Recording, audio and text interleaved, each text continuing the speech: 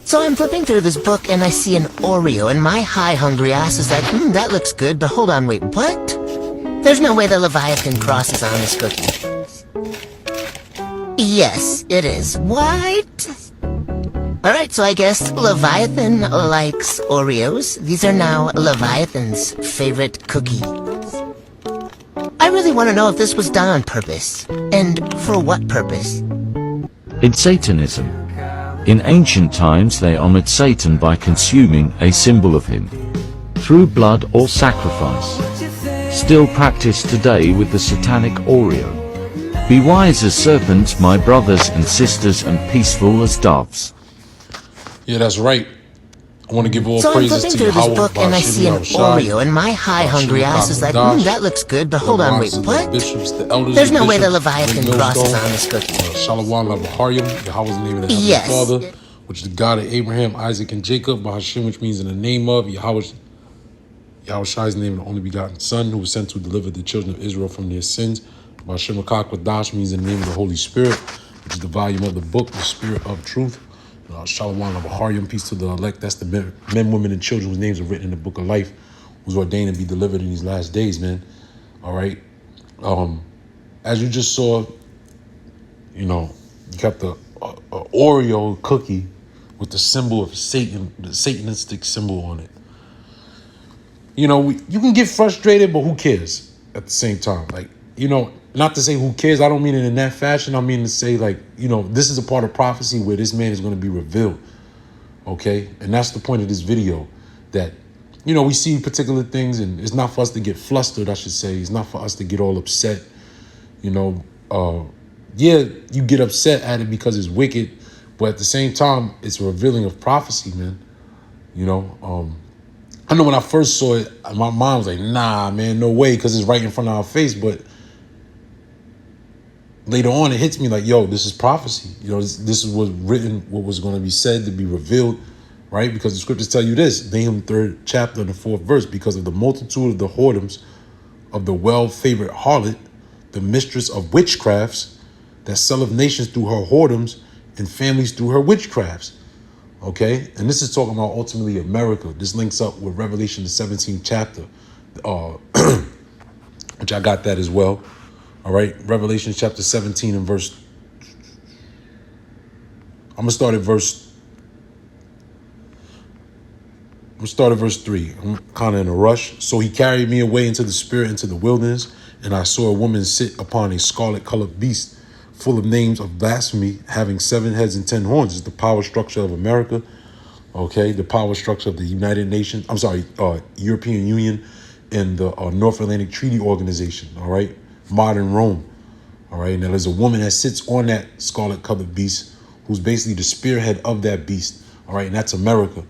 Okay, and the woman was arrayed in purple and scarlet color, and decked with gold and precious stones and pearls, having a golden cup in her hand, full of abominations and filthiness of a fornication.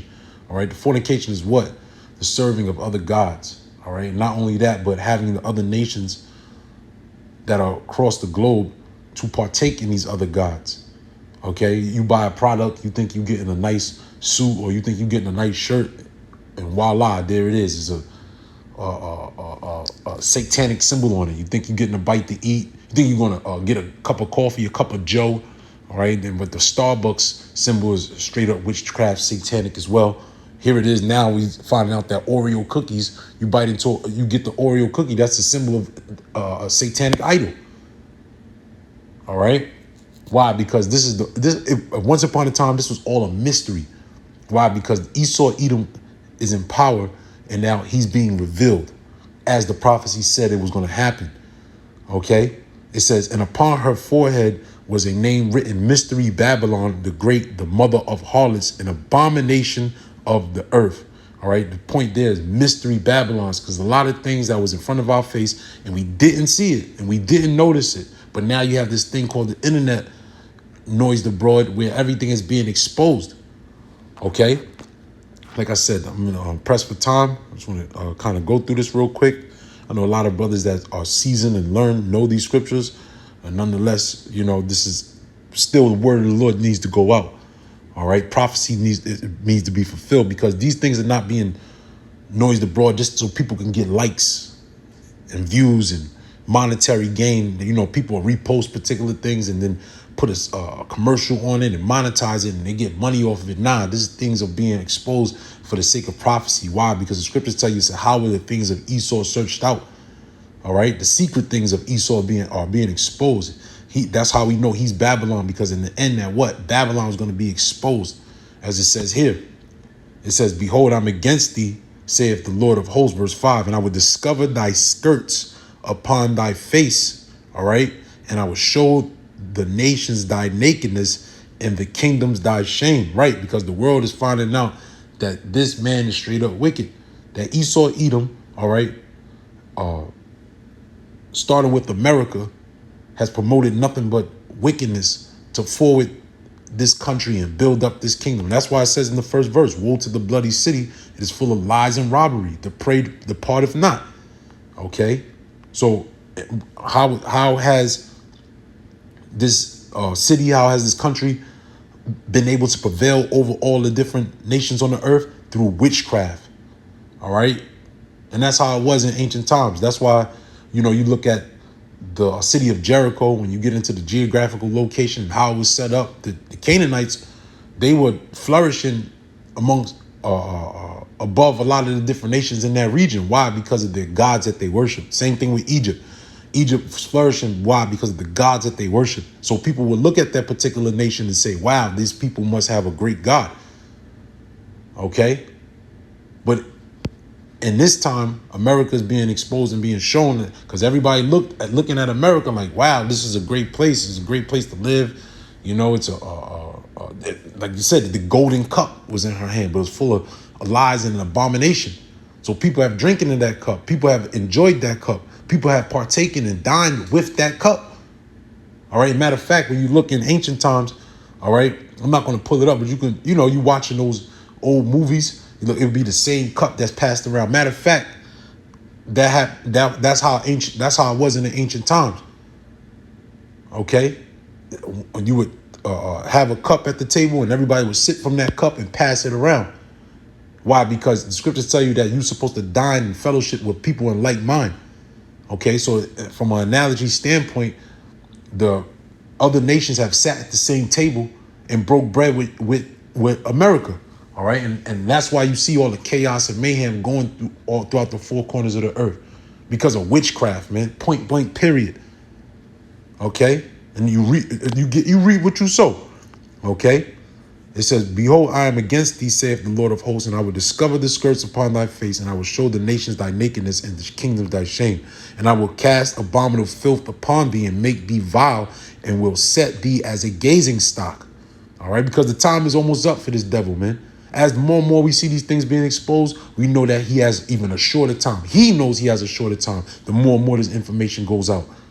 "And it shall come to pass that all that look upon thee shall flee from thee and say, Nineveh is laid waste. Who will bemoan her? Whence shall I seek comforters for thee?" Right? And that's the point. I don't want to go into that, but that's the point. All right. And then I got one more, you know. Like I said, brothers know this, sisters that watch, we know this, you know. Isaiah 47:1, "Come down and sit in the dust, O virgin daughter of Babylon, sit on the ground. There is no throne, or daughter of the Chaldeans." And we know the Chaldeans were what? The magistrates, the magicians, the wise men of Babylon. Why Babylon was able to flourish is because of the partaking of witchcraft that the Chaldeans participated in, helped the Babylonians to flourish. Same thing with Nineveh. Okay. It says, "For thou shalt no more be called tender and delicate," meaning people are not going to have that same favor for you anymore. "Take the millstones and grind mill, uncover thy locks, make bare the leg, uncover the thigh, pass over the rivers. Thy nakedness shall be uncovered. Thy shame shall be seen. I will take vengeance and will not meet thee as a man." It's talking about the return of Yahweh Shai. Because, hey, when you go into the scriptures and the law, one of the ordinances was if you to go into a city and it was full of idols, it would have to be torn down and burnt down. And that's what Yahweh Shai is going to do when he returns on the earth. He's not coming as a man. He's not coming to sit and delegate tasks. All right. He's coming to destroy. Why? Because the earth is filled with idols, and idols have been exalted in this world, and different gods have been exalted in this world over the God of Abraham, Isaac, and Jacob, and that can't be. All right. It says, as for our Redeemer, the Lord of hosts is his name, the Holy One of Israel. There you go. Sit thou silent and get thee into darkness, O daughter of the Chaldeans, for thou shalt no more be called the Lady of Kingdoms, meaning the reign of America is soon to be done, man. All right. This is a tall tale sign that America is over, man. All right. There's only a short amount of time till, you know, that 1 hour comes where the nations shoot at her, man. Okay? Call Lord, Yahweh, Bashim Yahushai, Bashim Kakwadash, Shalom. Is white. So I'm flipping through this book and I see an Oreo, and my high hungry ass is like, that looks good, but hold on, wait, what? There's no way the Leviathan crosses on this cookie. Yes, it is white. Alright, so I guess Leviathan likes Oreos. These are now Leviathan's favorite cookie. I really want to know if this was done on purpose. And for what purpose? In Satanism. In ancient times they honored Satan by consuming a symbol of him through blood or sacrifice. Still practiced today with the satanic Oreo. Be wise as serpents, my brothers and sisters, and peaceful as doves.